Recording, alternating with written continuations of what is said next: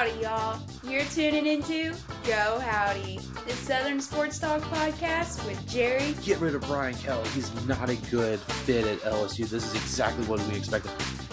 Fools. Cody. He's efficiently good at not getting first downs. And Kyle.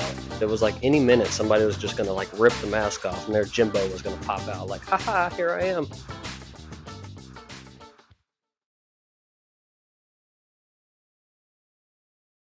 Good afternoon, good night, whatever you would like to call it. You are tuning in live to the Geaux Howdy studio, where we are bringing you yet another episode of Southern Sports Talk. And we are now in what we'd like to call Week 15, the Conference Championship Week. And we got a big one in the SEC, a rematch. Should be a lot of fun to get into that, but we are going to table that for the time being. Gentlemen, I think we have now officially entered what I would like to call the sky is falling time for our programs, because we, as we know, neither of our programs are going to be in the conference championship game. And that thing that we all love called the transfer portal has opened up, and it seems like everybody and their mom has decided to jump into the portal. However, we also had early National Signing Day. And so now, while we were watching some guys leave out of the program or into the portal, we're also now seeing some guys start to sign and come in. I know A&M had a pretty good signing day, but I did not get that much of a temperature on how you guys did for the early signing period. So, Jerry, while it might seem like the sky is falling over in LSU because you lost your quarterback and now you got some key guys jumping into the portal, what's early signing day looking like over there in Baton Rouge? So, first off, let's make sure we have the air completely cleared. The sky ain't falling. Does it suck that in the world of NIL deals that we basically have an issue where people or teams can come in at the 11th hour and buy players away? Yeah, it sucks. But all in all, it's not too bad, because I know Cody and I had a conversation about this a couple of weeks ago. When was the last time we had a true number one quarterback, basically on par like Bryce Underwood? And that was maybe Trevor Lawrence. Other than that, rankings really don't mean anything. Yes, it's a good way to gauge where players are at as far as their skill. But all in all, I like to wait until we have pen on paper and that it's officially faxed over, because if the fax ain't in, then it don't really matter. But looking at LSU's recruiting class, I think we did pretty darn good. Not to go too much in the details with it, but the big ones that we have for this, and I'll share it if Cody can stop clicking his keyboard over there, the loud sorry. mess. Yeah.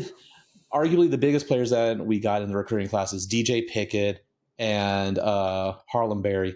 The Solomon Thomas, that was a Florida State commitment all the way up until the Tuesday, where Florida State got rid of their offensive line coach, and that was his main reason to go there. And so we had a big flip there, and I can just go on and on about the rest of the class. But as you can see, LSU finishes in the top 10 nationally, which is crazy thing that they're also fifth in the SEC just because of how competitive the SEC is. But all in all, I'm fine. And what I did hear from a local ESPN radio host, Matt Moscona, in the Baton Rouge area. Jerry, you sound just like somebody who's not fine. No, you can be quiet right now, sir. It's my time.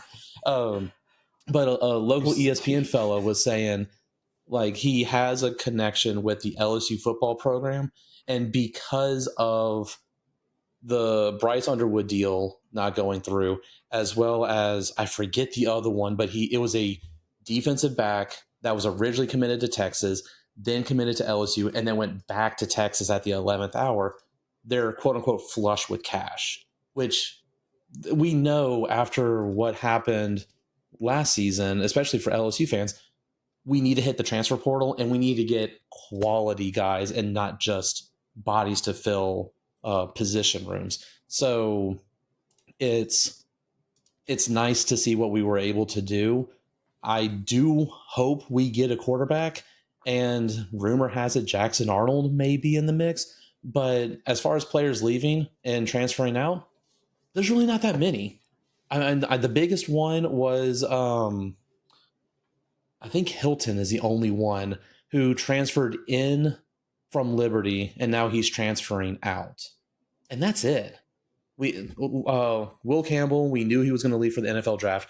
Mason Taylor, the tight end, was a bit of a surprise. We still don't know about Nussmeier, but rumor has it is that he's going to be coming back. So I'm feeling good about it. I like this recruiting class. I think we're A-okay. Yeah, spoken like a person who doesn't feel good about it and is on the copium, but that's okay. Does it look like I'm sweating bullets or anything? It's fine. I would be too if I was in the position, but Florida's only a top 10 recruiting class this year, not a top 5, so I guess I can hold my peace that way. But to speak to Billy Napier's efforts, top 10 is fantastic for how they did this season. He is out recruiting Dan Mullen by quite a bit. Like, that's one thing no one can take away from him, and it's something that we're going to have to reflect on hard, because the last time we had a really good recruiting coach was Ron Zook or Urban Meyer first, but Ron Zook was an ace at recruiting, and he'd never really produced anything for us. But you look at Florida's wins, and the obvious wins are they stole from the south of Florida. Florida is traditionally stealing from Georgia, coastal Alabama, central Florida, northern Florida, but they actually went into Miami, grabbed some guys, flipped a lot of guys off of FSU, which is a big deal, because not only are we winning recruiting battles, we're getting them to come to the good guys. We're getting them to come to Florida. And of course, the biggest one I'm so excited to watch, I want to see Ty Jackson play. Number 1 recruited inside backer going to Florida. Inside backers have a special place in my heart. So I really want to see how they incorporate them into this light nickel scheme that they've been running in Napier's defense. Personally, offensively, I see that they also went out and got some weapons, but I don't know. I don't know much about some of these weapons. Vernell Brown is supposed to be a very highly touted recruit. Stole him from FSU out of the south of Florida. And of course, they have Nashawn Montgomery, who is supposed to also be a massive time talent. I mean, if you're from the south of Florida, I trust that you're a good athlete. So all these Miami recruits we're bringing in, I think it's doing nothing but making the offense better. That's a pretty good bet. I mean, there's a lot of guys in South Florida that can run and catch a ball and run fast, or just overall do whatever they want on a football field. So anybody coming out of there is probably a good bet. Also, I kind of wish the one position I think I want to see Florida do a little better at is right now tight end. And they did go out and get a 3-star that looks like he can do the position, Micah Jones. He's kind of the blocking tight end size. He's 6'5", 250. Not bad for Napier's scheme, but it kind of feels like we were missing that key piece. Like, we just didn't have that underneath, that drag route, that consistent drag route to kind of keep defenses honest underneath us. So hopefully, sorry, go ahead. Go ahead. No, yeah, what you got? No, that was actually going to be my question for everyone is, what was that position that you felt like your team could not miss out on this recruiting cycle? And do you think after the early signing period that they tackled that? I'd say tight end, and I'd say probably not. I think they got a guy. He might develop into something, but it's not painted in the stars that he's going to be something amazing. And before Kyle goes on, answer says, for me, LSU was defensive line and defensive backs, and I think they did it. Yeah, that's a great question from you. I would say the one position that A&M is really lacking on, and it's shown its ugly head all season, was the receiving corps. I mean, it's obvious that we had a power running game, a power running scheme that was working at times, but it wasn't there all the time. And while we've got guys like Noah Thomas, and unfortunately Ja'Day Walker is going to go on now, he'll be graduating, which were our 2 main targets, it would have been nice to see A&M bring in a little more on early signing day from the receiver position. Right now, we currently only have 1 wide receiver signed out of Texas, out of Hitchcock, Texas, 4-star recruit. So, hopefully he'll be the guy. But I tell you what, for a program right now that was set back a couple years by the likes of Jimbo Fisher, Mike Elko really did a great job so far on the recruiting trail, especially after some big losses there towards the end of the season. We had a lot of guys in, and not only the LSU game, but also in for the Texas game. And I think the atmosphere of being in Kyle Field when you've got 109,000 people and the traditions and just the pageantry that is Kyle Field really helped to sell some of these kids on being able to sign to come to A&M. We had some last minute flips. We flipped Lamont Rogers from Mizzou at the last second. We also flipped, I believe it was Tristan Norman from Mizzou. So there was two guys that were going to go to Missouri, and they come to a visit when we played Texas and end up signing with A&M. I'll tell you what, though, there was a lot of good names that I really would like to keep an eye on next season to see how they fit in. Kelvion Riggins, he is a linebacker from Forney, Texas, that I think is going to go in nicely. Cody, you would have to correct me because I'm not as familiar on Scooby Williams as you were, but I believe that he is going to be done after this year. That's what it looks like. I don't think he's into staying too much longer. He's a pretty good prospect, and he had a pretty decent year there at A&M.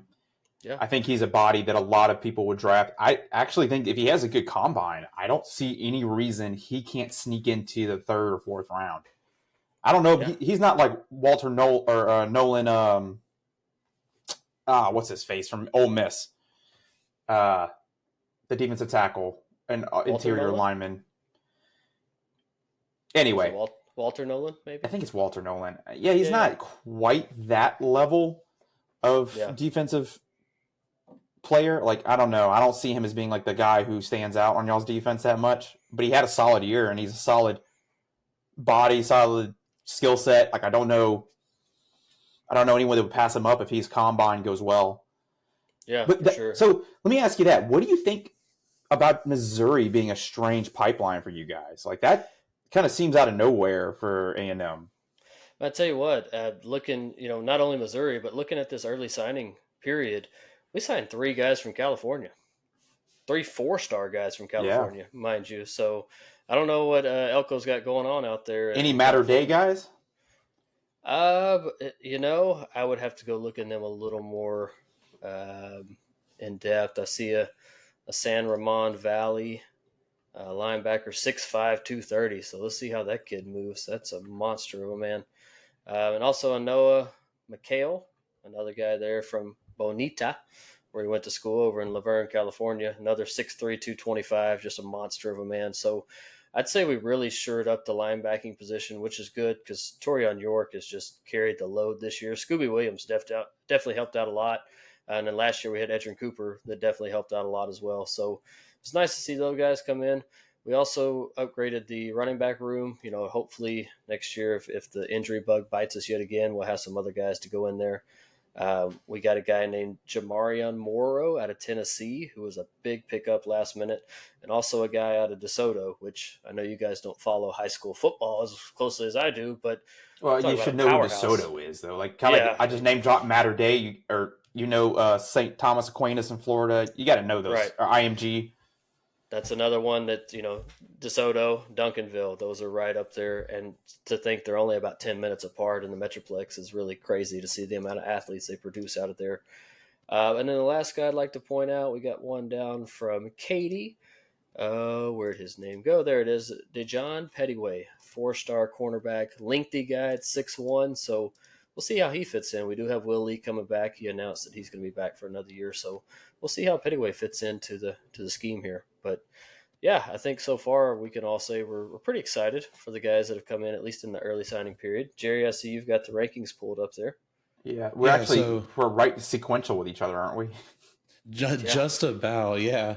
I wanted to ask before we transition away from recruiting and go into the next topic, just looking at the macro data where the teams in the SEC rank, is there anything that stands out to y'all? Yeah, like, you're on it right now. What is Auburn putting in the water with these recruits? Right.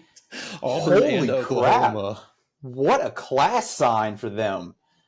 Even Oklahoma. I mean, look at Oklahoma. I give it to Oklahoma. Oklahoma has a tradition of heavy recruiting. Like, they are very good at convincing Texas players, like, hey, if you don't go to UT, where else are you going to go? Like, but look at that.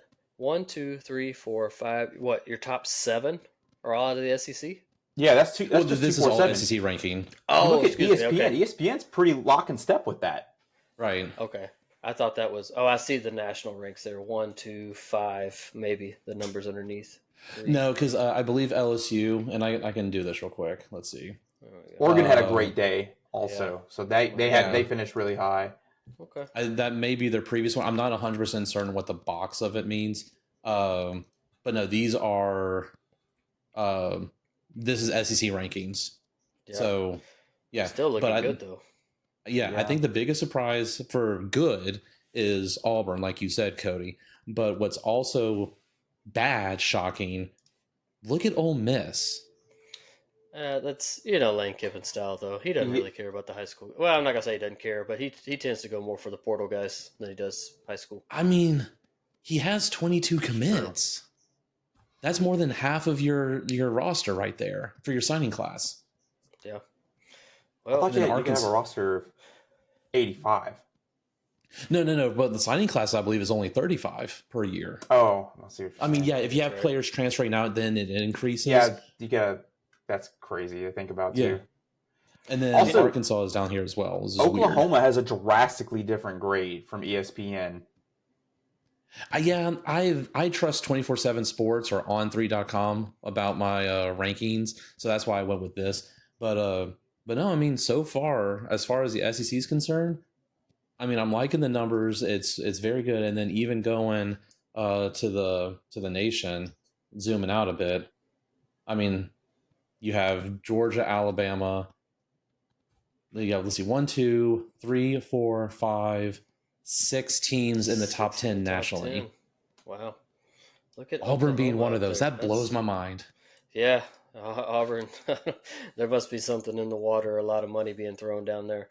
So, one more question for you guys before we move on. If you were a head coach right now, and you're looking at your team, and you're looking at what you could do, are you really trying to get mixed up in these bidding wars for guys that you don't really know exactly what they're going to do? Or are you taking more of the Wild Wild West approach and just trying to poach the guys that you already know what they can do and what they're capable of in the portal? Cody, you want to go first? The latter. I think the latter is easily the better answer. Only because you saw that Ole Miss went from barely relevant to. I mean, like, they had the best defensive line in the country. The fact that they didn't put it together is not their. I'm not going to put it on the players because those guys are. I'm going to see a lot of those guys in NFL jerseys one day. I'm going to put that on Lane Kiffin and his coaching staff that they couldn't get that to work. I think that at the moment, you look at things like Arch Manning, I don't think he's going to stay if they don't give him a starting job within a year.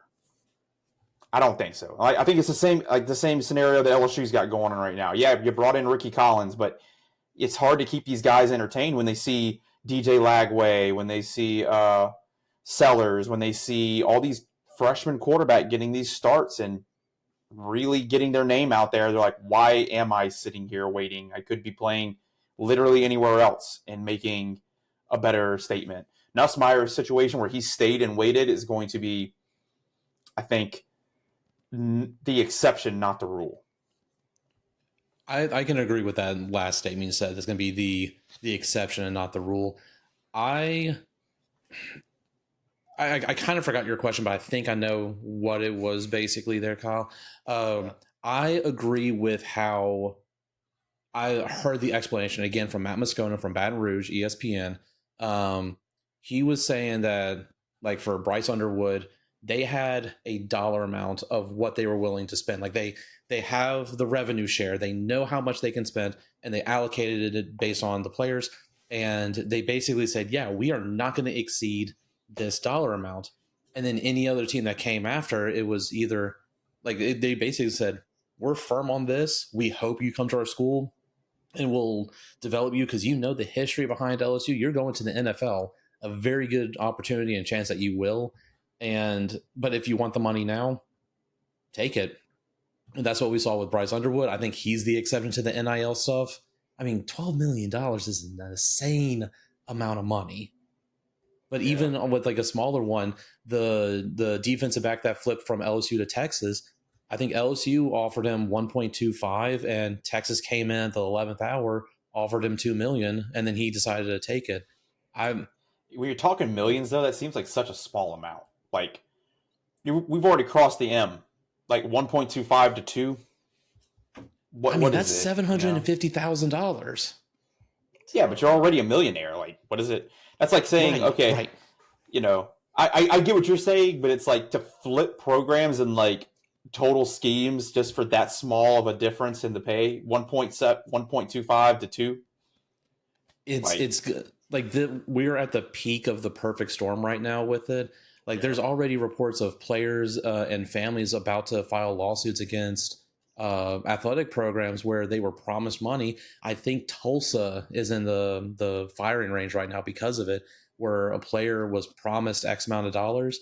Coach just got let go, and he admitted there is no money to be had.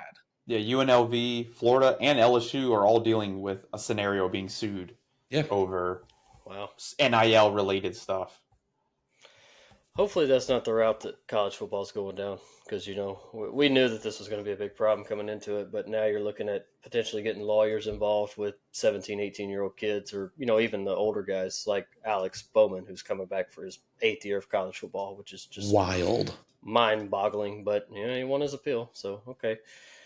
Well, we talked about the recruiting classes and the guys that we're looking at our schools that are bringing in. So let's take a step further and let's talk about the big performers out of the SEC this year, as we all are trying to be aspiring members of the sports media world. And maybe one day we'll all get a vote in this, but not likely. Ooh, so let's just could you imagine? That'd be fun. Let's live out our daydream here, which is having a vote in who the all SEC team would be for this season. So I volunteer to go first. Go ahead. Made a presentation. Let's do it by position. Like we'll each name our quarterback, and then we'll each name our halfback. Each name. See, I would, but I did a presentation. Okay, let's vote. How are we going to do this, Kyle? I mean, I would like to go position. It looks like I lost, so it doesn't matter. Oh, wait, no, that's the wrong PowerPoint. I'm sorry. This one. There we go. Wow. I see what you did there. Wow. Uh-huh. Wait. You're already out of bounds on yours. No, we have to do it by position. No. This can't. You're not going to be allowed to talk straight through these picks. That's insane. How do I present this? Well, since you can't figure out how to work, I'll figure it out. Y'all go ahead and do whatever y'all want. All right, so Cody, we win anyway at the end of the day. Pocket. So let's talk about the most important position on the football field. Yeah, how about quarterback? Yes, let's do it. Let's go there, Cody. Since you're eager to go position by position, kick us off. Who is your vote for quarterback? This was the most disappointing year for quarterbacks in the SEC. You had the most potential talent on the field, and none of them really covered all the bases they were supposed to. Jalen Milroe kind of fell through. Garrett Nussmeier had one of the worst mid-seasons of the entire SEC roster. Some of the best talents didn't get their starting jobs till the end of the season. So I have to go with who was the most consistent, and unfortunately for the viewing pleasure of everyone out there in college football, that is Jackson Dart. He was the most consistent quarterback across all ranks and produced statistically the best season in what was a letdown season for all of SEC quarterbacks. Yeah. I would have to – this was hard for me when I was looking at this, because when you go, you really want to just – sometimes you want to look at the stats and be like, oh, well, he had the best stats, so, yeah, he's got to be the one, right? So if you go into quarterback and you look at passing yards and passing touchdowns, obviously Jackson Dart fits that mold, right? Had the high-flying offense over with the Rebels, and he throws a lot of yards and throws for a lot of touchdowns. However, I'm going to pull the Lee Corso not so fast on you on this one, because I went with Jalen Milroe. And my reason being, Jalen Milroe threw for 15 touchdowns this year, but he also rushed for 20 touchdowns.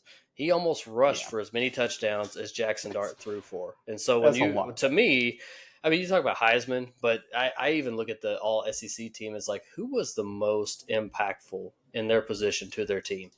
And when I thought about it like that, I had to go with Jalen Milroe. I mean, he accounted for 35 touchdowns this year.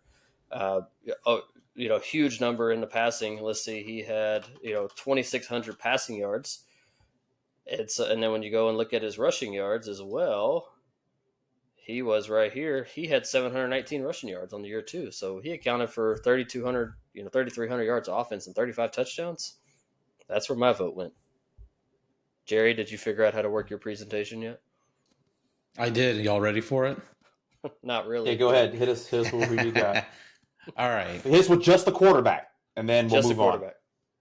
And then you could take us. All right, hold on. Let me flip through it. Did you think we were just going to sit here and watch you give a PowerPoint presentation for like 15 minutes? Well, first off, it doesn't take me 15 minutes to do a PowerPoint presentation.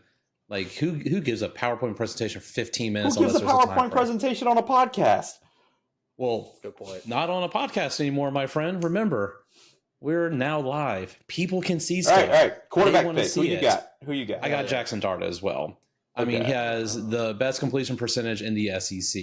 He had a total of 3,800 passing yards, and his touchdown to interception ratio is a very good one. Where I disagree with Kyle's pick with Jalen Milroe is the amount of just poor games that Milroe has had.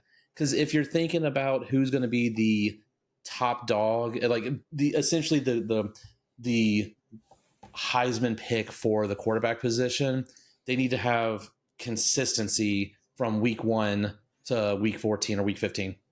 Milroe had at least 2 games where it was just like, what is this quarterback? Are we even sure he's good? I mean, Oklahoma alone, right? Right, exactly. Jackson Dart, though he did lose games, it's again, remember, we have to remember it's a team sport, but he was more consistent across the entire one. Just contradicted yourself. Yeah, it is a team sport. Well, I mean, but who's also can't block and pass and throw all at the same time? Jalen Milroe was the bad part of his team in some of those games, right? Like, sure. Especially the Oklahoma game. Did any of us actually watch that game? He was also I did actually. He was also the phenomenal part of the win against Georgia. But the thing about Jackson Dart is his worst game was against Florida, and where he threw 2 interceptions. His first time throwing 2 interceptions in 2 seasons. That's got to speak for something. So are you going to go running back next? Yes. Running back's next. We will agree to disagree. Wow, and I can't believe we agreed. To running back. Yeah, that's actually really fascinating that you two agreed on something. So if this isn't unanimous, this pick right here is the only one I think should be unanimous for all. Okay, I don't think it will be, but this may surprise y'all. How is it not? Wait, you just jumped me, but okay, we'll go ahead. We're going in like the snake order with it. You went first in the first round. I go first in the second. All right. Marquez Hunter gets my pick. It's not only that's not his name, by the way. That's not. No, it's Jarquez. Oh, stupid. You know what? Okay, complete disclaimer. I know I typed it correctly, but you know how Apple is with their autocorrect with a lot of stuff? Okay, here we go. Shut it. Hunter, running back, Auburn. Sorry for the autocorrect because Apple is stupid. I mean, 6.4 yards per carry, averaging 100 yards per game. He, like Samson with Tennessee, yeah, he is a good running back. But if you compare the statistics, Hunter had half the carry attempts and was only 200 yards less than Samson. And then he was on a bad team. It's like he was a workhorse for a garbage Auburn team. That's my pick. Okay. Now that you're done being wrong. Focus yourself, Cody. I don't know how to make it do. Hold on, maybe I can make it do it like this. Kyle, go ahead while Cody fixes himself. Okay. Kyle, go. Okay. Yeah, I'm with Cody on this one. It's pretty unanimous. If you ask me, it's Dylan Sampson. I mean, I'm not disagreeing with the points you made. Yeah, he's on a bad team. Blah blah blah blah blah. He had half the carries, but touchdowns. 22. Hard to get touchdowns when the quarterback is a blind mouse. Also, you forget that the quarterback for Tennessee was not performing well in the beginning of the season. The only reason Tennessee won games is because of Sampson. Correct. Auburn didn't have a quarterback at all. Neither did Tennessee to start the year. And so they lost more games because their running back couldn't carry the heavy load as much as Dylan Sampson could. So Dylan Sampson carries the load for 22 touchdowns, and now they're looking at a playoff berth. At least Nico can get the ball to receivers. He couldn't, though. Remember, at the beginning of the season, he was averaging like 130 yards a game. Like, it was terrible. That's 100 yards more than the Auburn's quarterback. No, it wasn't. Auburn was throwing for like 300 yards and 5 interceptions. That was the only difference.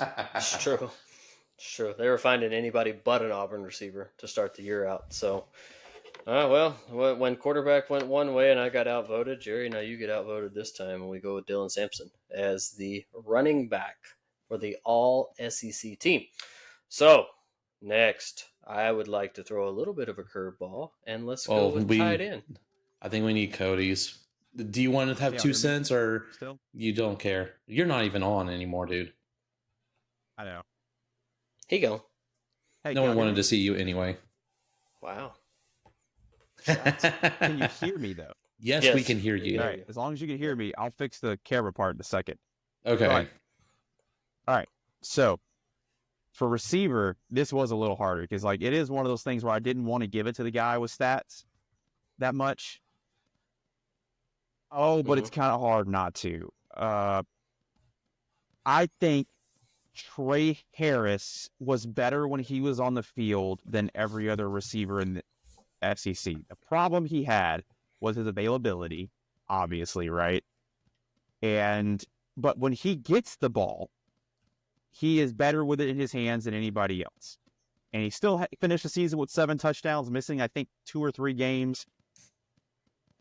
I don't know. I have to give him. I wanted to go with Ryan Williams of all people. Honestly, I think Ryan Williams is had the most dynamic season by far. He goes further with the ball than anyone else. He catches deeper passes, but I don't know. I just had to give it to Trey. I think he has the most consistent performance. I think he'll be the best at the next level.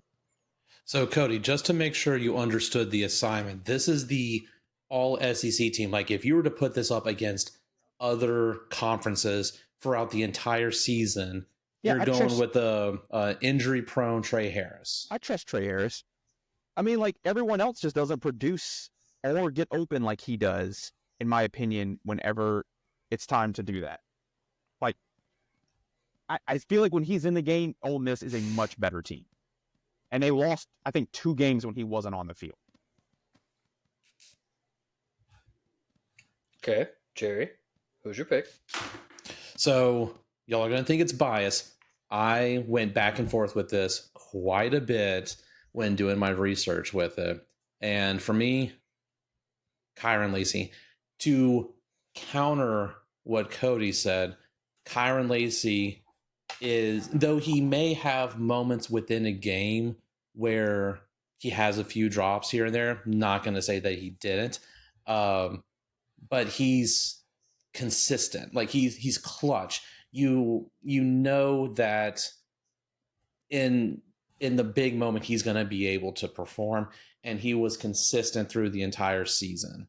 I mean, his average yards per game doesn't match up to the other top receivers in the conference. He didn't eclipse 1,000 yards, which is a bummer. It would be great to see, but 9 touchdown receptions is one of the highest ones in the SEC compared to other receivers. And again, clutch when you need it. So I choose Kyron Lacey for the wide receiver. I'm about to give you a controversial opinion. I don't even know if he's the best receiver on his team. Ooh. I think Aaron Adams is, to me, the more dynamic player for sure. I don't think we have an Aaron Adams. Is that not how you say his name? Am I wrong about that? Aaron Anderson. I'm sorry. There we go. I was about to I think say. Aaron Anderson is better. I just remember watching him play last game and juking out, or the last 2 games and juking out everybody.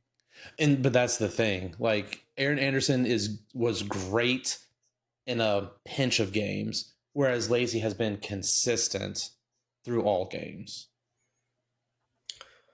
Well, when it came down to my pick, this one I did just kind of base off of stats, but I also had to look at the receptions. To me that made a big impact on my decision. Is yeah, you can rack up a lot of yards, but if you do it with 150 catches on the year, I mean anybody can catch 2-yard slants. So I agreed with Cody on this one. I went with Trey Harris, and let me tell you why. Andrew Armstrong led the league in receiving this year. He had 78 catches for 1,100 yards and 1 touchdown. So to me, I think he got loose 1 time. Trey Harris, fella out of Arkansas, right? yes, out of Arkansas, yeah. But Trey Harris missed how many games this year? And not only missed games, missed big games when they could have really used him. Against. I think he missed like 2 or 3 games completely, but then he had another 2 or 3 games where he only played like a quarter or He half made of one reception against Florida, and it was their biggest play. Yeah. So take the amount of times he was sitting on the sideline or in the locker room because he was injured. He still racked up 60 catches this year for over 1,000 yards and 7 touchdowns.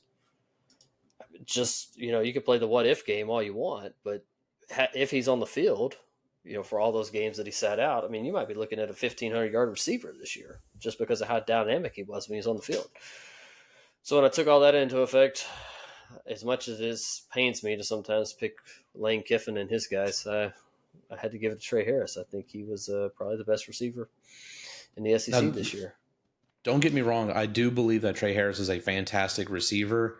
It's the injury aspect of it. Because if I'm going to be critical about Jalen Milroe having down games, it's the same kind of situation. If he's not performing in a game for either just a bad game in general or injuries, then that's essentially an automatic disqualifier in my opinion. But still, when he's healthy, fantastic wide receiver. Completely agree. I mean, you're not wrong. Very dynamic. So let's stay in the pass catcher realm, and let's just shift over to tight end on this one. Cody, I believe Jerry kicked off wide receiver, so you go ahead with tight end. All right, tight end. Jerry, you said earlier that when we were coming up with this idea, that tight end was the hardest position, and yes, it is by far the hardest position to pick for this group, I feel. And it came down to 3 of them for me. I thought we had almost a 3-way tie, and I had to go back and watch film, try to figure some things out, and I went with Joshua Simon from South Carolina as my pick. I think Joshua Simon was instrumental as a bailout tool for Sellers this year. And having that long receiving tight end, he's physical, but he's not going to be a run block tight end at the next level. That's not who he is. He's going to be a receiving tight end. And he definitely, I think, he's the player when I think about like who makes All-American safeties and All-American linebackers act like, please don't put me on him. Like make the nickelback go over there. This is that guy in the SEC.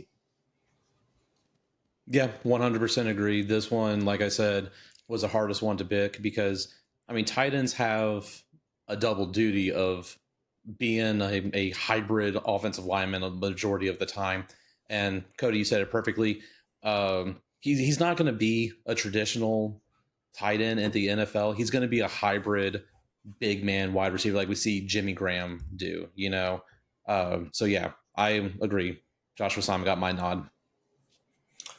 Well, I did not follow suit, and as it may come as a surprise to many of our spectators, I actually went to my hated rival on this one when I came up with my tight end. Yeah. And I went with Gunnar Helm.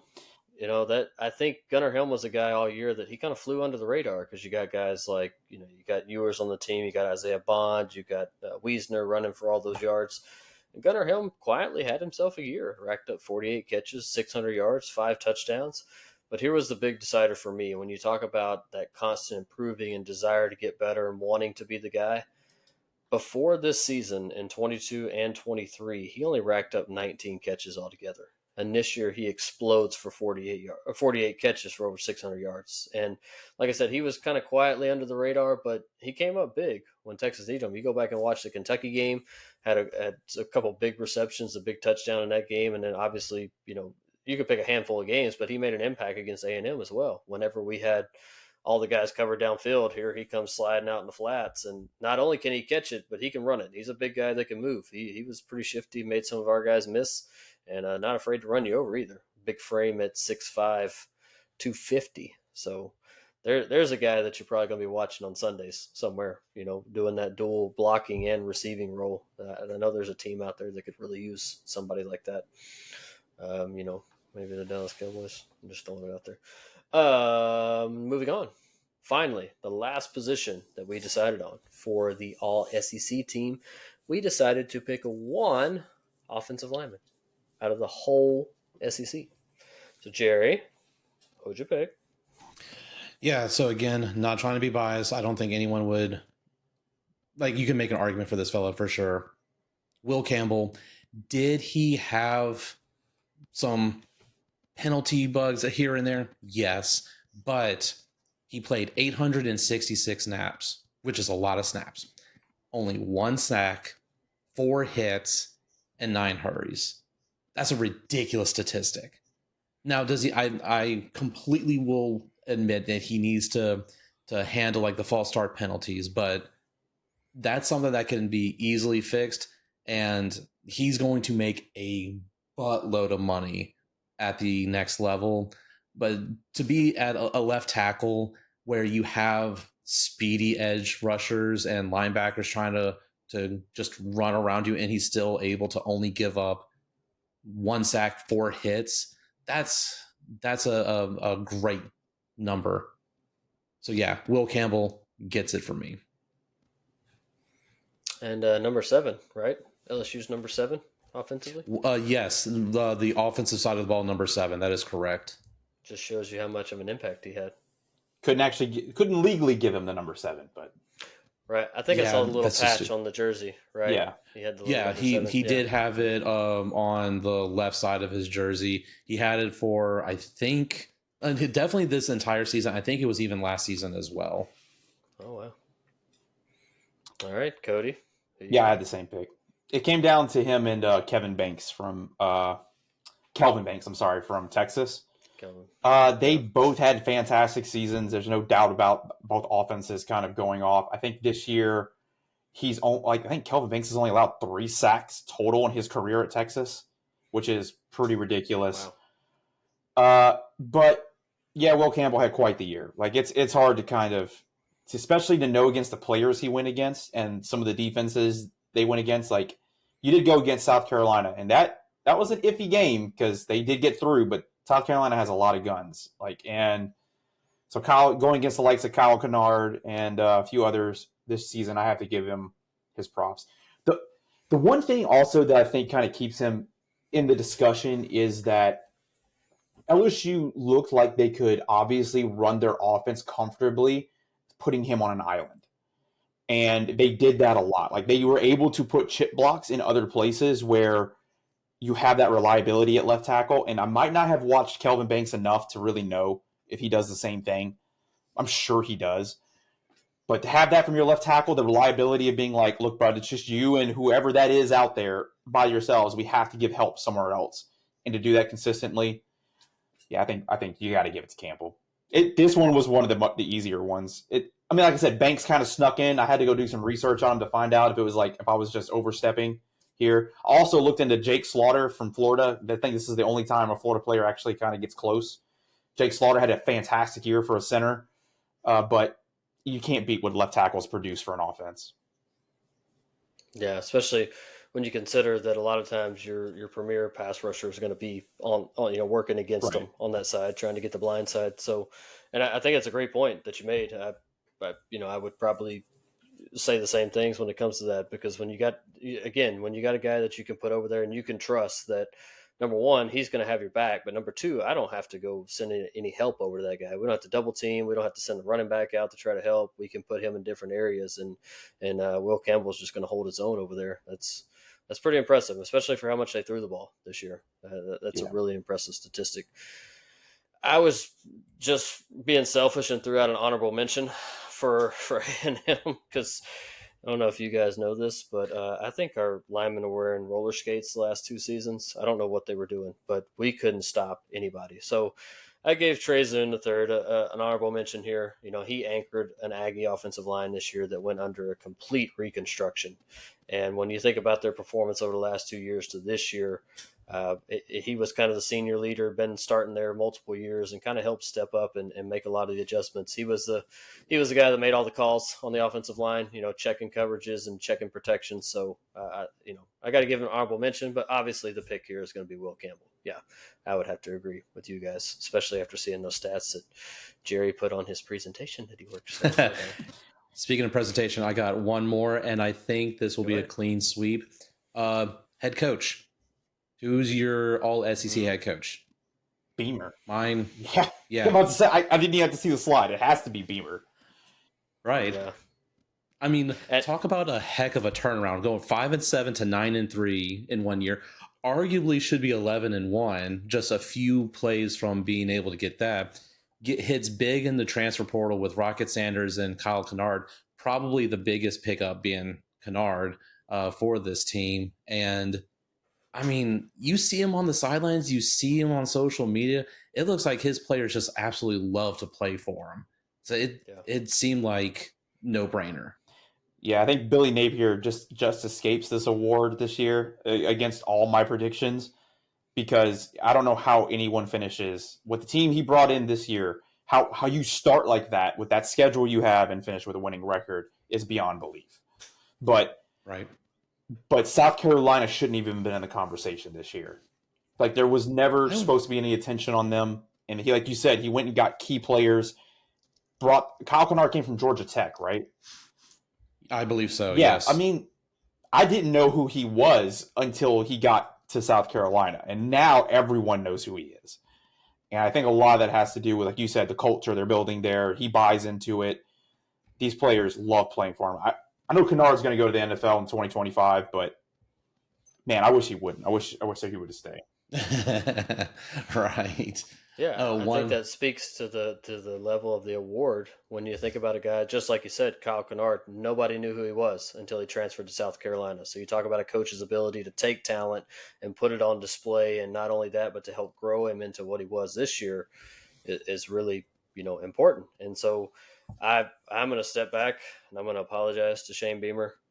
I called you a gimmick before the season started. Okay, I thought this whole Beamer Ball 2.0 was just a gimmick and it would never work out. You made me eat my words, so thank you for that. So, yeah, I think Shane Beamer obviously is a choice. I'm going to shout out my guy Elko coming in and cleaning up the mess that Jimbo Fisher left behind. Obviously, I'm a homer and I'm biased, but when you take a team like Texas A&M and a program who only won 12 games in the last 2 seasons to this year, we're staring 9 wins right in the face is I think at least worth an honorable mention. But, yes, Shane Beamer. Right, and like this is the preseason rankings going into the season. South Carolina was projected to finish 16, 15, 13th in the conference, and should be up there in the top 5 if they're not already. I mean, it was a heck of a season, and also for Texas A&M, that's a good one. Florida, like, you know what? Let's just make it easy.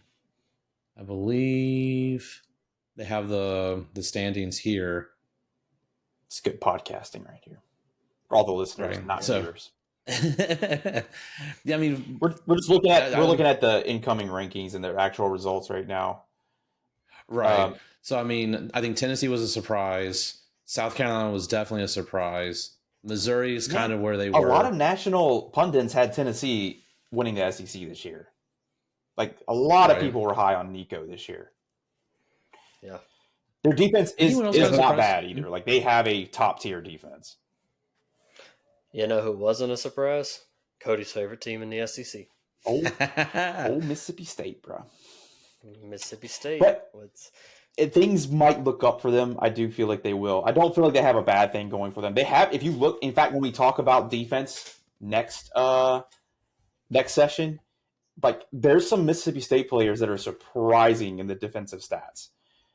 So I want to talk real quick about how we're going to do defense, because as you know, defense has all these like weird position titles. So we have to agree on what positions we're going to select.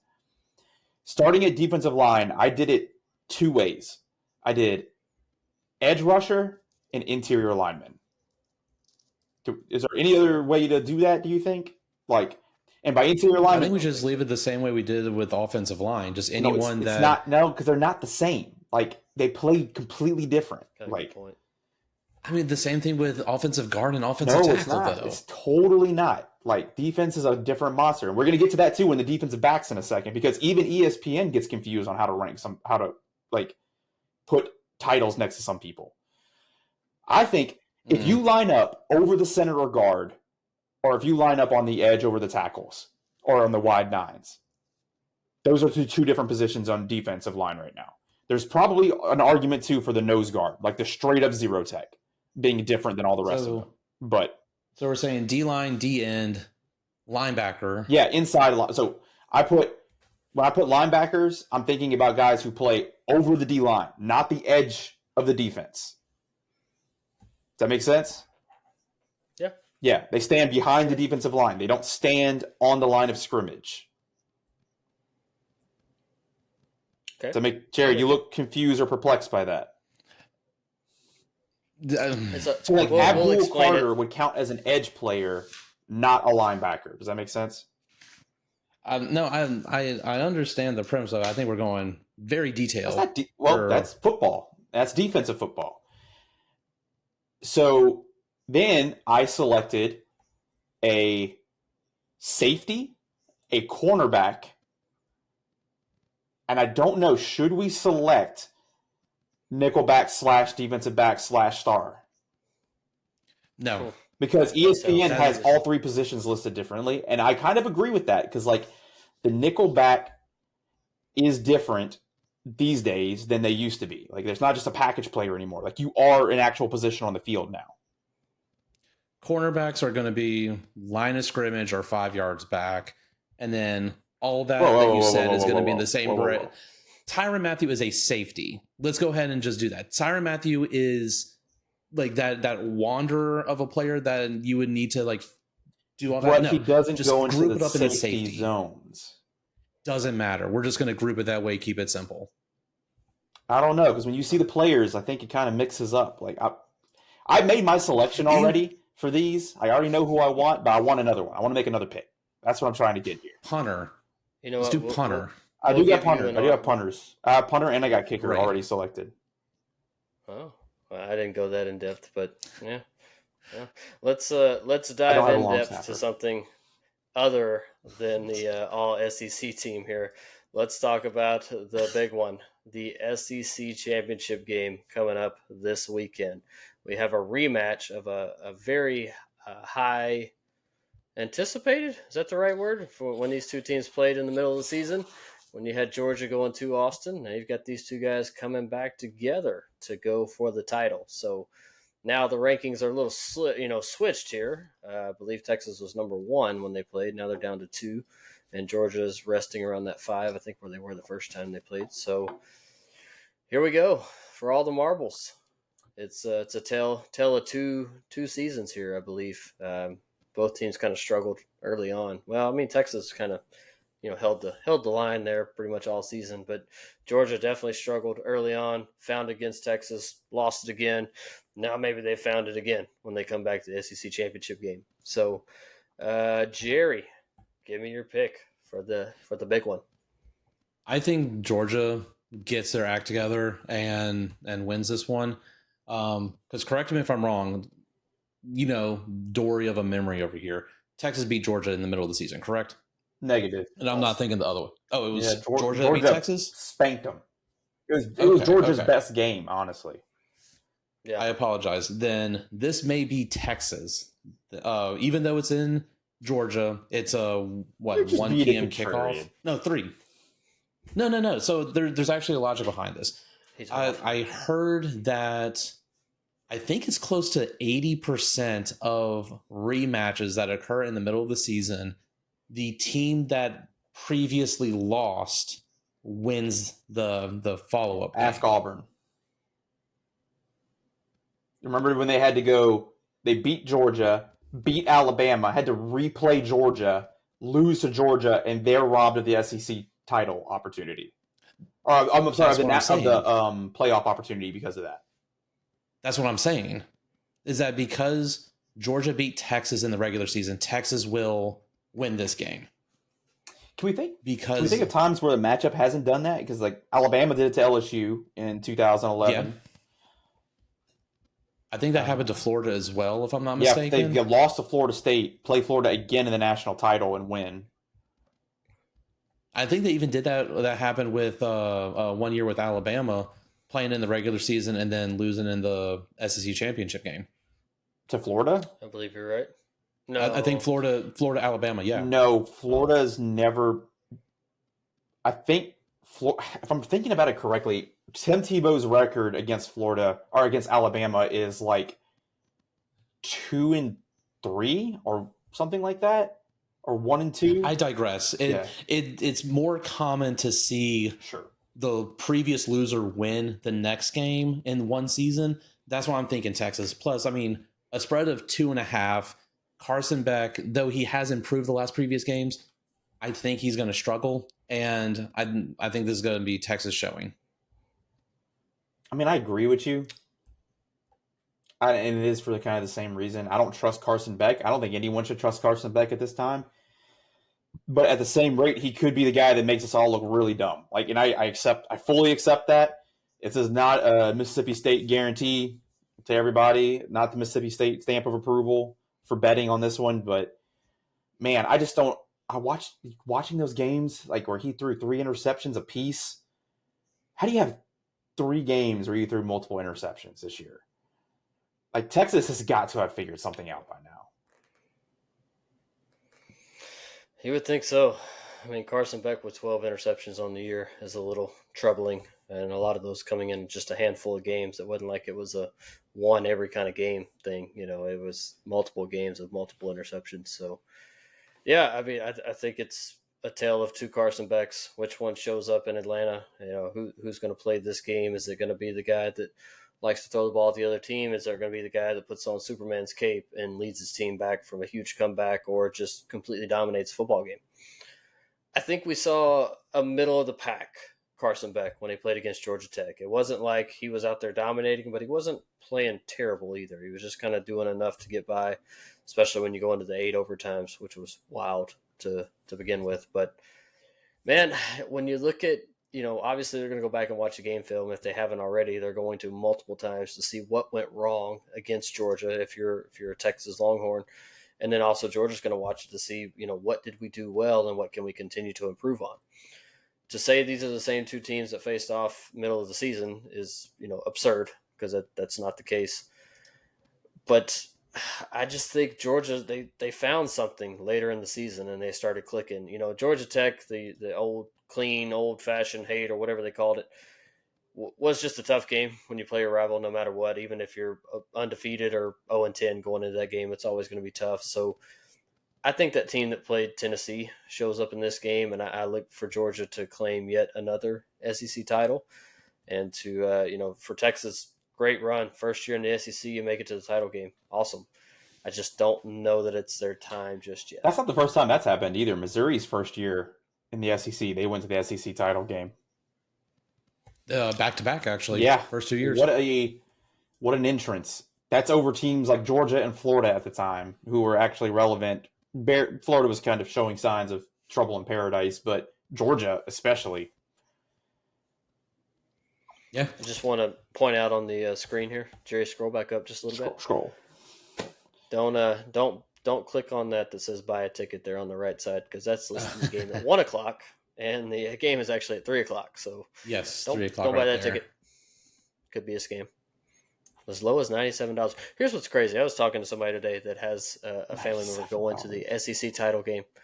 An SEC title game ticket, they paid about $250 to go to the SEC title game, but people were shelling out over $1,000 to go to the A&M Texas game.